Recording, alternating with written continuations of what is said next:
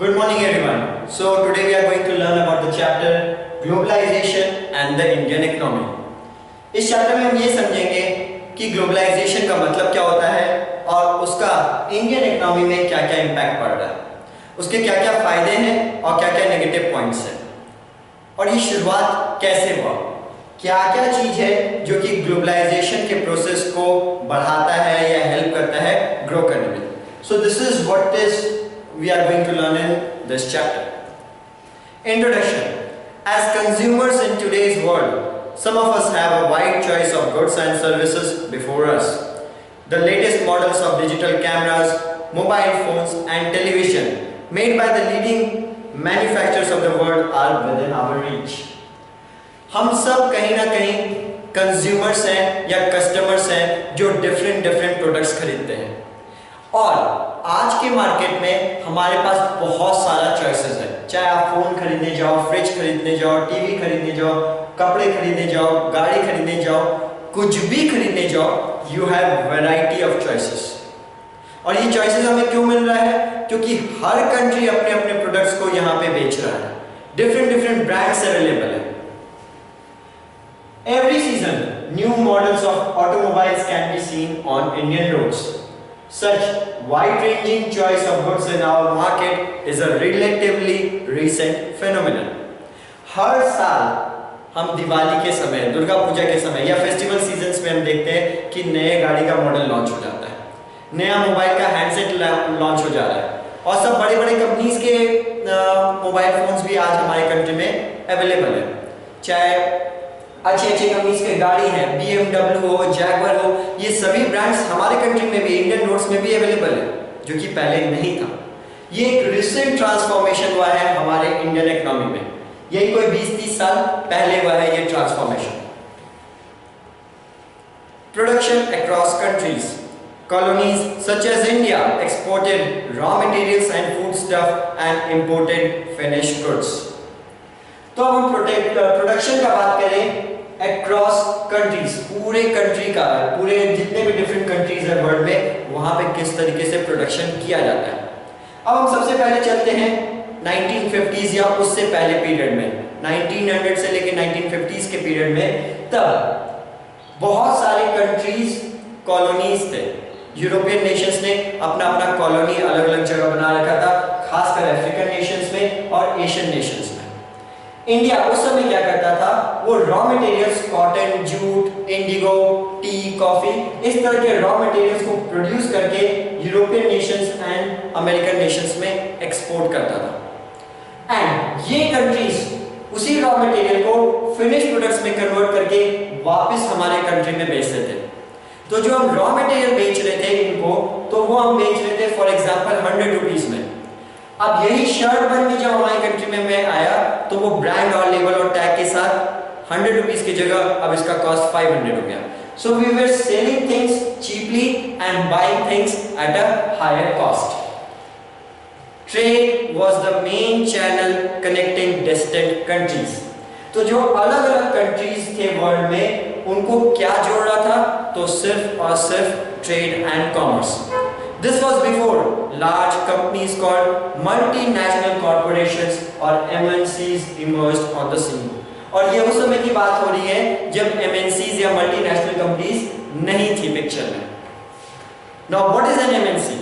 A MNC is a company that owns or controls production in more than one nation. MNCs set up offices and factories for production in regions where they can get cheap labor and other resources. तो MNCs क्या होते हैं? ये ऐसे multinational companies हैं जो कि production को कंट्रोल करते हैं या ओन करते हैं एक या एक से अधिक नेशन में, और ये वहां पे अपने ऑफिसेस या फैक्ट्रीज को इंस्टॉल करते हैं जहां पे उन्हें सस्ता लेबर, पढ़े लिखे लोग और बाकी फैसिलिटीज मिल पाए. This is done so that the cost of production is low and the MNCs can earn greater profits. और MNCs ऐसा इसलिए कर रही है ताकि उनका कॉस्ट ऑफ प्रोडक्शन कम हो, उन्हें सस्ता लेबर मिलेगा, सस्ता रिसोर्सेज मिलेगा, तो कॉस्ट ऑफ प्रोडक्शन भी कम हो जाएगा, और जब कॉस्ट ऑफ प्रोडक्शन सस्ता होगा तो उनको मार्जिन बेटर मिलेगा and they can earn more profits. MNC is not only selling goods globally, but the goods and services are produced globally. As a result, production is organized in increasingly complex ways. तो MNC सिर्फ products को बना के अलग अलग countries में नहीं बेच रही है, यहाँ तक कि वो अपना प्रोडक्शन भी अलग अलग नेशंस में कर रही है। तो ये जो प्रोडक्शन का प्रोसेस हो गया है, ये एक बहुत ही कॉम्प्लेक्स प्रोसेस हो गया है कि हम हर जगह प्रोडक्शन करके उसको फाइनल प्रोडक्ट में कन्वर्ट कर लें। The production process is divided into small parts and spread out across the globe. तो ये प्रोडक्शन प्रोसेस सिर्फ एक जगह कंसंट्रेट नहीं करके इसे अलग अलग पार्ट्स में डिवाइड कर दिया गया है थ्रू आउट द वर्ल्ड, और वहां पे इसे प्रोड्यूस किया जा रहा है छोटे छोटे क्वांटिटी में। China provides the advantage of being a cheap manufacturing locations. अब क्या क्या सोच के एमएनसीज किस किस कंट्री में अपना फैक्ट्रीज या ऑफिसेज इंस्टॉल कर रही है? तो चाइना में कंपनीज इसलिए जा रही है क्योंकि वहां पे लोकेशन जो है वो काफी सस्ता है। Mexico and Eastern Europe are useful for their closeness to the market in the US and Europe. Mexico में या फिर ईस्टर्न यूरोप में क्यों बनाया जा रहा है, मैन्युफैक्चर किया जा रहा है? क्योंकि यहाँ से फाइनल गुड्स को मैन्युफैक्चर करके कस्टमर्स तक आसानी से पहुंचाया जा सकता है। India has highly skilled engineers who can understand the technical aspects of production. India में क्या एडवांटेज है? यहाँ पे पढ़े लिखे लोग हैं जिन्होंने इंजीनियरिंग कर रखा है and they know the technical know how of production. It also has educated English speaking youth who can provide customer care services, and all this probably can mean 50 to 60% cost saving for the MNCs. India में ये भी advantage है कि यहाँ पे पढ़े लिखे लोग हैं जो कि इंग्लिश भाषा जानते हैं, बोलते हैं और समझते हैं। तो इन सभी एडवांटेजेस को यूज करते हुए MNCs अपना कॉस्ट 50 to 60% कम कर सकता है। इसका मतलब कॉस्ट कम यानी प्रॉफिट ज्यादा। सो इन सब एडवांटेजेस को ध्यान में देखते हुए MNCs अपने इंडस्ट्रीज, ऑफिसेज या फैक्ट्रीज को सेटअप करती है। Interlinking production across countries. अब अलग अलग कंट्रीज में उन्होंने अपना अपना सेटअप बना रखा है, अब इनको कैसे जोड़ा जाएगा, कैसे इंटरलिंक किया जाएगा? MNCs set up production where it is close to the market. सबसे पहले ये कहाँ अपना सेटअप करेंगे, ये ध्यान रखना है एग्जाम के लिए भी, ये मार्केट के पास में होना चाहिए ताकि वो अपना प्रोडक्ट को बना के आसानी से और जल्दी से जल्दी बेच सके। Where there is skilled and unskilled labor available at low cost. In skilled और unskilled laborers दोनों ही आसानी से कम दाम में मिल जाए। Where the availability of other factors of production is assured. बिजली, पानी, ये सारे फैक्टर्स भी इंपॉर्टेंट है। गवर्नमेंट के रूल्स, रेगुलेशंस, पॉलिसीज, इन सब को कवर करते हुए जहां पे उनको आसानी से सेटअप प्रोसेस मिल पाएगा वहीं पे ये सेटअप करते हैं। Government policies that look after their interest. ऐसे गवर्नमेंट पॉलिसीज जो कि MNCs को इनकरेज करते हैं अपना ऑफिसेज या फैक्ट्रीज या प्रोडक्शन हाउसेज सेटअप करने में, वहां पे ये अपना प्रेफर करते हैं इंडस्ट्री सेट करना। फॉर एग्जांपल इंडियन कंटेक्स्ट में मैं बताता हूं, टाटास अपने नैनो प्रोजेक्ट के लिए, नैनो गाड़ी के बारे में आपने सुना होगा, वो सबसे पहले वेस्ट बंगाल गवर्नमेंट के पास गए। वेस्ट बंगाल गवर्नमेंट के पास जाके उन्होंने कहा कि हमें एक साइट दिया जाए जहां पे हम अपने इंडस्ट्री सेट कर सकें। टाटास ने अपना अरबों खरबों पैसा खर्च किया और फिर गवर्नमेंट की पॉलिसी वहां पे चेंज हो गई, जिसकी वजह से टाटास को यहां से अपना इंडस्ट्री हटाना पड़ा। लैंड एक्विजिशन में टाटास को प्रॉब्लम फेस करना पड़ा।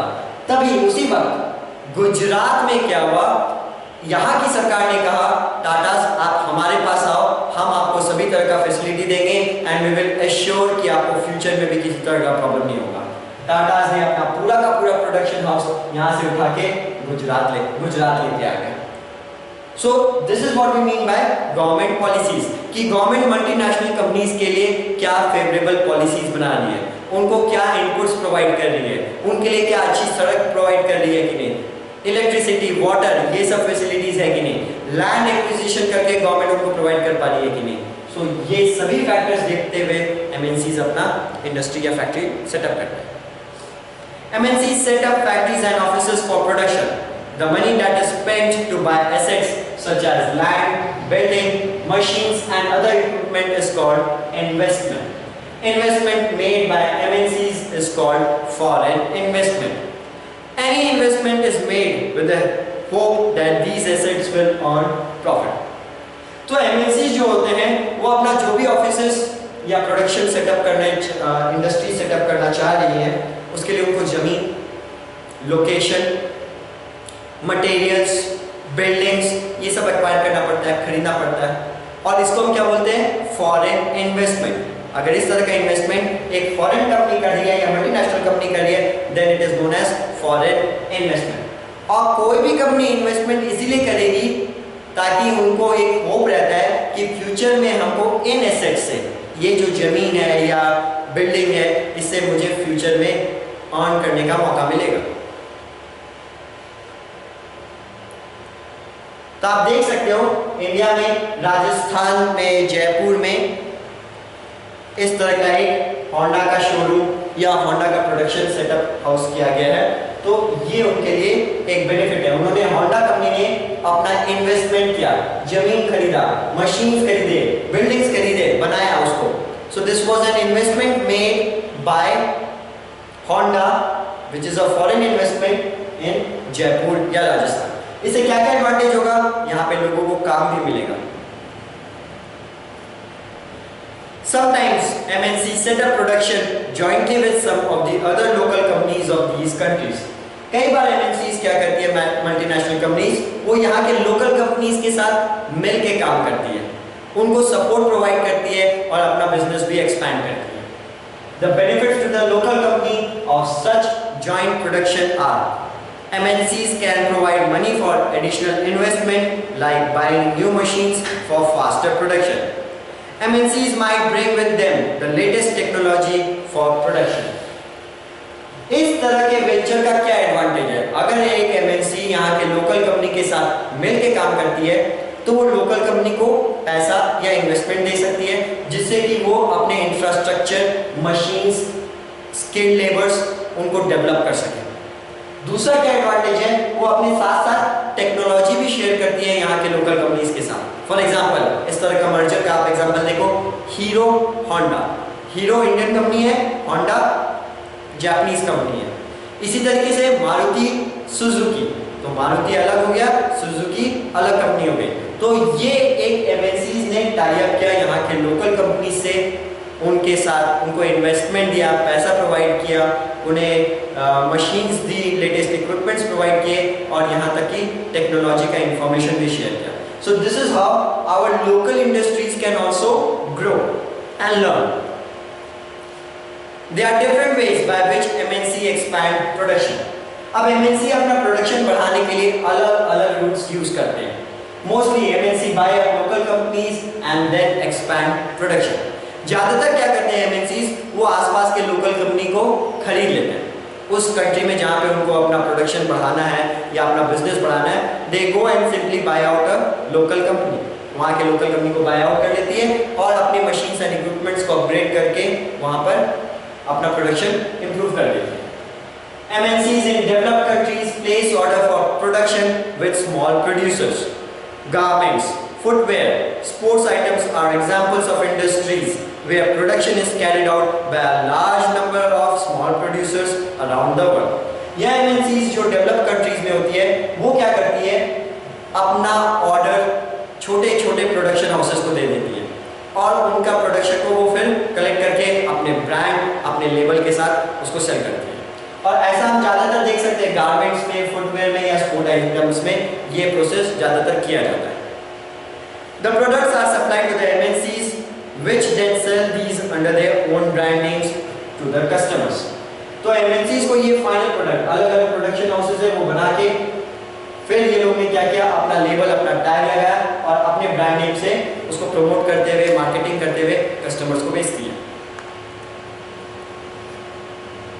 Large MNCs have tremendous power to determine price, quality, delivery and labor conditions for these distant producers.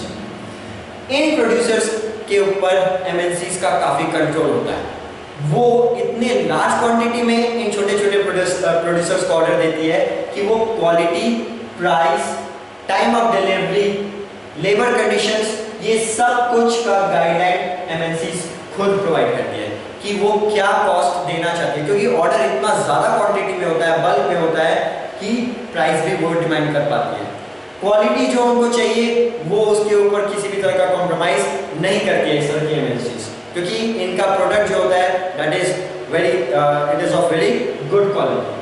ये पॉलिसीज के साथ साथ डिलीवरी टाइम, अगर उन्होंने जो टाइमलाइन स्टिपुलेट किया है उस पर्टिकुलर टाइम पे उन्हें डिलीवरी नहीं मिलता है तो ये एक कॉस्ट हो जाता है या पेनल्टी पे करना पड़ता है प्रोड्यूसर्स को। एंड साथ साथ लेबर कंडीशंस का भी पॉलिसीज, क्या उनको किस तरह के स्किल्ड लेबर चाहिए, ये सभी गाइडलाइंस एमएनसीज कंट्रोल करती है इन छोटे प्रोड्यूसर्स के लिए।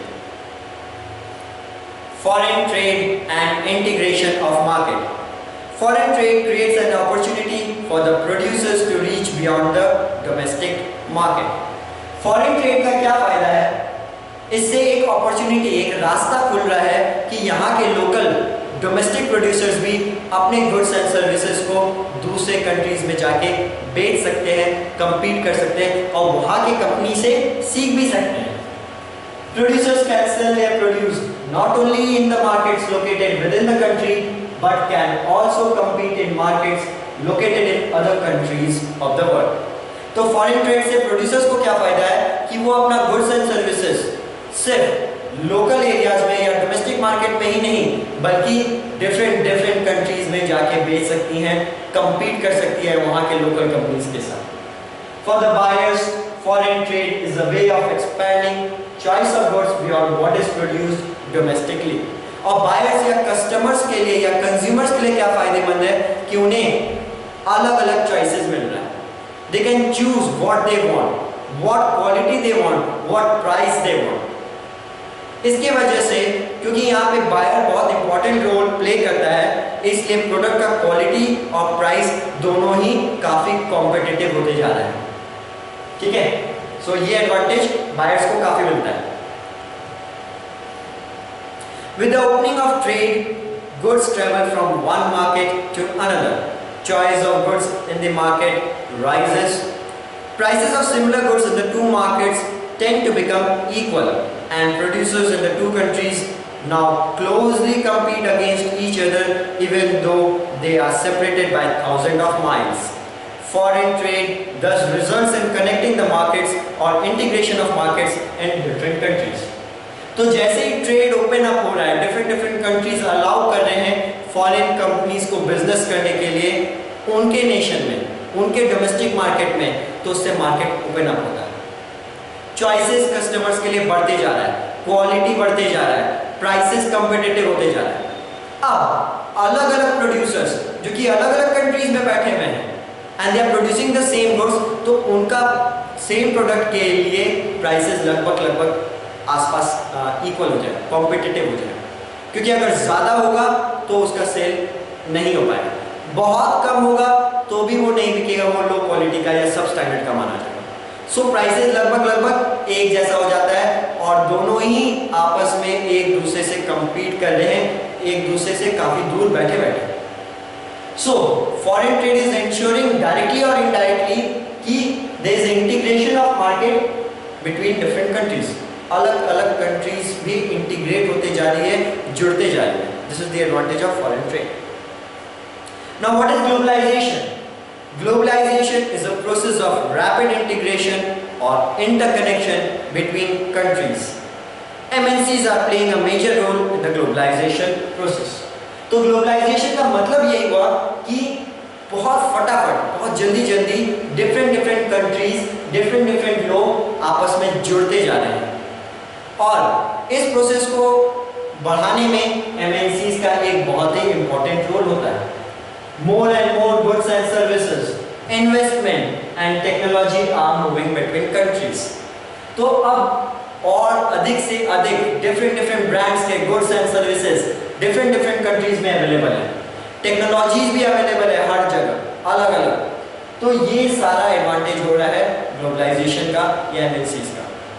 आप पुराने ज़माने में देखोगे तो बहुत सारे कंट्रीज अपने आप को फॉरेन मार्केट या फॉरेन ट्रेड से अलग रखते थे। फॉर एग्जांपल चाइना ने अपने सिल्क प्रोडक्शन को बाहर बेचा, मगर उसका टेक्नोलॉजी या उसके बारे में जो नॉलेज था वो कभी भी दुनिया से शेयर नहीं किया। उसका नॉलेज बाहर कंट्री में मालूम होते होते 200 से 300 साल लग गए। अभी भी ऐसे बहुत सारे कंट्रीज हैं जो अपने ट्रेड को रिस्ट्रिक्टेड कर रखे हैं। फॉरेन कंपनीज को अपने यहाँ सामान बेचने अलाउ नहीं करते, ना कि वो ओवर प्रोड्यूस करके अपने प्रोडक्ट्स को बाहर बेचते हैं। दोनों तरीके से होता है, बहुत सारे नेशंस अभी भी ऐसे हैं। Most regions of the world are in close contact with each other than a few decades back. आज के ज़माने में बहुत सारे कंट्रीज एक दूसरे से बिजनेस कर रहे हैं, रिलेशनशिप है, इन्वेस्टमेंट कर रहे हैं, एक दूसरे को ज़्यादा बेटर समझ रहे हैं, जैसा कि पहले कुछ साल पहले 10, 20, 30 साल पहले ऐसा नहीं था। There is one more way in which the countries can be connected. This is through the movement of people between countries. People usually move from one country to another in search of better income, better jobs or better education. अब globalisation के process को हम एक और तरीके से बढ़ता हुआ देख रहे हैं। सिर्फ गुड्स एंड सर्विसेज नहीं, बल्कि आज इंसान भी एक कंट्री से दूसरे कंट्री में जा रहा है, वहाँ सेटल कर रहा है, वहाँ अपना लाइवलीहुड अर्न कर रहा है। They are moving from one country to another in search of more money या better income या ज़्यादा अच्छे काम को खोजते हुए जा रहे हैं या higher education के लिए जा रहे हैं। So this is again a way of integrating different nations. So education or the movement of people is also playing an important role in the process of globalization. Now what are the factors that have enabled globalization? ये important है। क्या factors ऐसे अभी आए इन कुछ decades में कि globalisation इतना बढ़ गया? टेक्नोलॉजी सबसे पहला important point. Rapid improvement in technology has been one major factor that has stimulated the globalisation process. For instance, the past 50 years have seen several improvement in transportation technology. This has made much faster delivery of goods across long distances possible at lower cost. तो technology में या industrialisation में जो या science and technology में जो development हुआ है, उसके वजह से ये ग्लोबलाइजेशन का प्रोसेस फास्ट हो पाया। अब हमारे पास ऐसे ऐसे मीन्स ऑफ ट्रांसपोर्ट है जो कि बहुत आसानी से गुड्स एंड सर्विसेज को एक जगह से दूसरी जगह पहुंचा सकते हैं सस्ते दाम में और कम समय में। अब बड़े बड़े शिप्स है, कार्गो शिप्स है, ट्रांसपोर्ट कार्गो प्लेन्स हैं जो कि मैन्युफैक्चर्ड गुड्स को आसानी से बहुत ही कम समय में पहुंचा सकते हैं। पुराने ज़माने में ऐसा कोई सिस्टम नहीं था, 6-6 महीना लग जाता था, 8-8 महीना लग जाता था गुड्स को अमेरिका से सिर्फ यूरोप तक पहुंचने में या यूरोप से एशिया तक पहुंचने में, क्योंकि ट्रांसपोर्ट नेटवर्क या उस समय वैसे हमारे पास टेक्नोलॉजी ही नहीं थी। Information and communication technology. In recent times technology in the area of telecommunication, computers, internet has been changing rapidly. इसके बारे में तो हम बहुत अच्छे से जानते हैं, हम रोज देख रहे हैं कि कम्युनिकेशन काफी इंक्रीज कर गया है। Mobile, handsets, computers, Facebook, WhatsApp, ये सब इंफॉर्मेशन शेयर करने के लिए एक बहुत ही सिंपल एंड क्विक मेथड हो गया है। Telecommunication facilities are used to contact one another around the world, to access information instantly and to communicate from remote areas. This has been facilitated by satellite communication devices.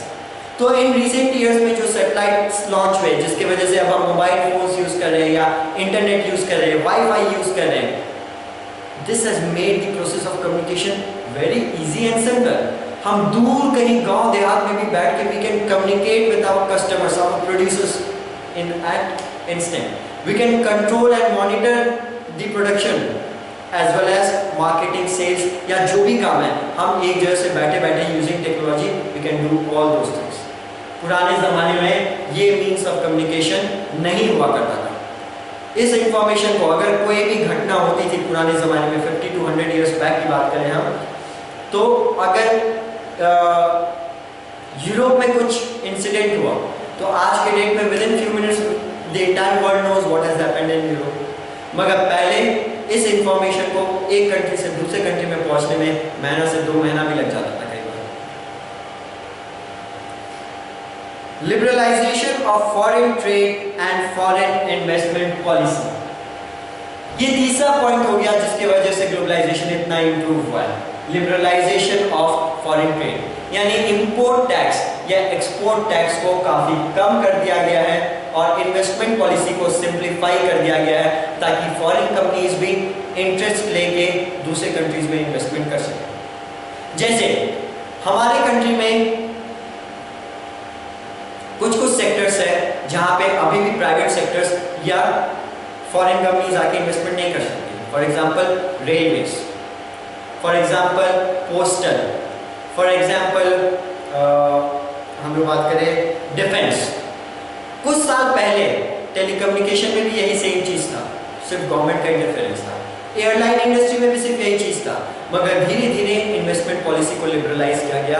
अब हम देखते हैं कि they are different, so many companies in telecommunication, there are so many companies which are working in airline industry. So investment policy and liberalization of foreign trade has increased और speeding up the process of globalization. Tax on import is an example of trade barrier. It is called a barrier because some restriction has been set up.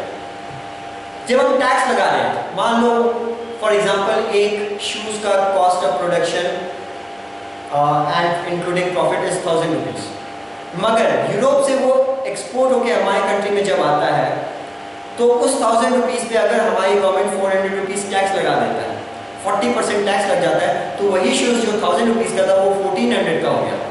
अब हमारे country में बाटा का जूता बन रहा है, वो 1200 में बन रहा है, तो obviously people will prefer to buy a shoe which is worth 1200। This is just an example. अगर इंपोर्ट टैक्स कम होता, 400 की जगह अगर टैक्स 200 या 250 होता, तो बहुत चांसेस है कि हम बाटा की जगह कोई XY ब्रांड जो कि फॉरेन कंपनी का वो खरीदते। या अगर टैक्स और कम होता, सिर्फ 100 रुपीज होता, तो 1100 में अगर हमें फॉरेन कंपनीज का बेटर क्वालिटी का शूज मिल जा रहा है as compare to any local company in India, so will prefer to buy दो शूज। सो ये टैक्स बैरियर हम लगाते हैं जिससे कि हम ग्लोबलाइजेशन के प्रोसेस को स्लो डाउन कर सकते हैं। तो इस बैरियर्स को हटाया गया है आफ्टर 1990s, जब फाइनेंस मिनिस्टर थे doctor Manmohan Singh. Governments can use trade barriers to increase or decrease, which is regulate foreign trade and to decide what kinds of goods and how much of each should come into the country.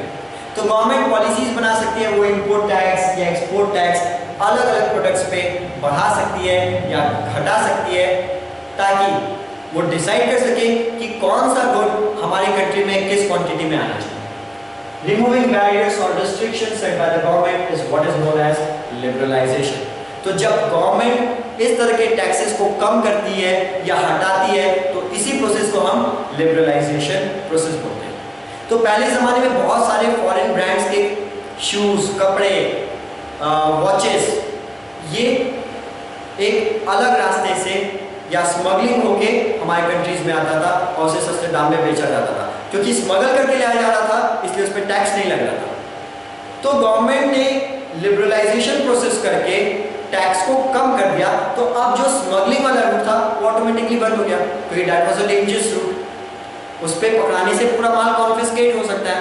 Government ने दो step कमाया, एक liberalisation किया, foreign goods भी यहाँ पे आए, उनको टैक्स में भी फायदा हुआ गवर्नमेंट को। दूसरा, ये जो स्मगलिंग का रूट था ये ऑटोमेटिकली बंद हो गया, क्योंकि nobody will like to take chance. अगर सिर्फ 10% टैक्स देना है तो कोई भी ये रिस्क उठाना नहीं चाहेगा। जब टैक्स 40%, 50%, 100%, 200% टैक्स था, तो लोग इस तरह का रिस्क लेते थे और स्मगल करके गुड्स एंड सर्विसेज को हमारे कंट्री में भी लाया जाता था। World trade organisation, World Trade Organization WTO is one such organization whose aim is to liberalize international trade. तो ये एक इंटरनेशनल कम्युनिटी है जिसका गोल या ऑब्जेक्टिव यही है कि किस तरीके से इंटरनेशनल ट्रेड को बढ़ाया जाए और लिबरलाइजेशन प्रोसेस किया जाए। Started at the initiative of the developed countries, WTO establishes rules regarding international trade and sees that these rules are obeyed. तो ये जो इनिशिएटिव था ये डेवलप नेशंस ने लिया, basically European and American Nations ने लिया, और उन्होंने रूल्स एंड गाइडलाइंस बनाए फॉर इंटरनेशनल ट्रेड, और वो इसका ध्यान रखते हैं कि सभी countries in rules and regulations को फॉलो करें। 153 countries of the world are currently members of the WTO. सो 2011 में देखा जाए तो 153 कंट्रीज वर्ल्ड के इसके मेंबर्स थे। WTO is supposed to allow free trade for all, but it is seen that the developed countries have unfairly retained trade barriers. WTO का काम यही है कि सभी कंट्रीज फ्री ट्रेड को अलाउ करें, कम से कम टैक्सेशन लगे और लिबरलाइजेशन का पॉलिसी फॉलो हो। मगर देखा गया है कि ये डेवलप्ड नेशंस ने बहुत ही चालाकी से और समझदारी से अपने फेवर में ट्रेड बैरियर्स को बना रखा है। कुछ WTO rules have forced the developing countries to remove trade barriers. An example of this is the current debate on trade in agricultural products. तो WTO के रूल्स के हिसाब से डेवलपिंग नेशंस को ट्रेड बैरियर्स मजबूरी में हटाना पड़ा, मगर इसके वजह से जो लॉसेस हो रहा था डेवलपिंग नेशंस को, तो उन्होंने भी अपने वॉइसेस को रेज किया। They strengthened their voices in the international committee and now they are fighting against trade on agricultural products, जिसमें क्या होता है कि फॉरेन कंपनीज या डेवलप्ड नेशंस अपने चीप सब्सिडाइज्ड एग्रीकल्चर प्रोडक्ट्स को डेवलपिंग नेशंस में सस्ते रेट में डंप कर देती है, जिसकी वजह से हमारे कंट्री के प्रोड्यूसर जो है वो उस प्राइस को कम्पीट नहीं कर पाते, क्योंकि फॉरेन कंट्रीज के जो गवर्नमेंट है वो उसको सब्सिडी प्रोवाइड करके उस प्रोडक्ट को इतना चीप कर दी है कि हमारा कॉस्ट ऑफ प्रोडक्शन उतना नहीं पहुंच पा रहा है। तो ये अनमैच्ड कंपटीशन हो जाता है, which is a wrong policy. तो now debates are being organized and issues को इस तरीके से रेज भी किया जा रहा है। Now let us talk about impact of globalization in India. MNCs have increased their investment in India over the past 20 years, which means investing in India has been beneficial for them. तो देखा जाए पिछले 20 सालों में MNCs ने अपना investment हमारे country में काफ़ी बढ़ा दिया, और इन्वेस्टमेंट बढ़ा रहे हैं इसका मतलब उनको फायदा हो रहा है, तभी they are investing more and more in our country.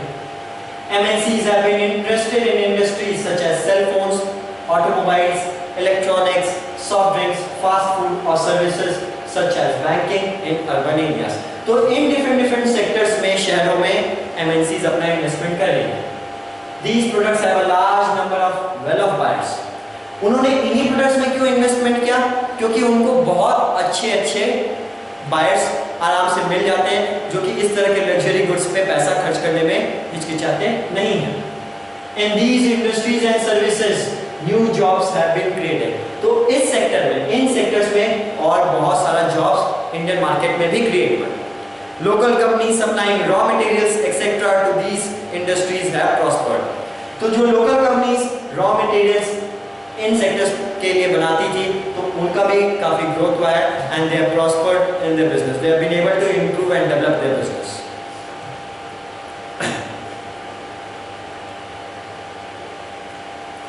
Several of the top Indian companies have been able to benefit from the increased competition. तो हमारे खुद के इंडियन कंपनीज जो कि टॉप लेवल पे थे, उनको भी फायदा हुआ, क्योंकि इस कंपटीशन की वजह से उन्होंने भी अपने आप को टेक्नोलॉजिकली अपग्रेड किया। कंपटीशन की वजह से उन्होंने अपनी क्वालिटी को सुधारा, उन्होंने अपनी पॉलिसीज को सुधारा। So this has also benefited our top most companies. They have invested in newer technology and production methods and raise their production standards. मैंने अभी आपको बताया कि इन्होंने पैसा इन्वेस्ट किया टेक्नोलॉजी में और बेटर क्वालिटी बनाने में भी, और स्किल लेबर्स के ऊपर भी। Some have gained from successful collaboration with foreign companies.